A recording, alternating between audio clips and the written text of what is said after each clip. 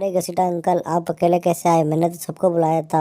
मोटू पतलू कहाँ है? अरे उड़ी बाबा शिवा, वो क्या ना, मोटू पतलू को कुछ अर्जेंट काम आ गया था और डॉक्टर झटका अपनी रिसर्च कर रहे हैं, तो इसलिए मैं अकेला आ गया। अरे लेकिन घसीटा अंकल, आप किसी को तो साथ में लेके आते, आप तो अकेले ही आ गए। अरे शिवा, तुम ये तो बताओ क्या काम आ गया था जो तुम सबको बुला रहे हो? अरे घसीटा अंकल, वो क्या है ना, मेरे दादाजी ने मुझे नई डीजे पिकअप दिलाई है, तो इसलिए मैं सबको दिखाना चाहता था मेरी नई डीजे पिकअप। अरे तो शिवा, वो सब तो बाद में देख लेंगे तुम्हारा डीजे पिक। अरे तो ठीक है घसीटा अंकल, अपन दोनों चलते हैं और डीजे पिकअप को चलाते हैं और लपेट देते हैं। अरे हाँ शिवा, चलो चलते हैं और डीजे पिकअप को चलाते हैं।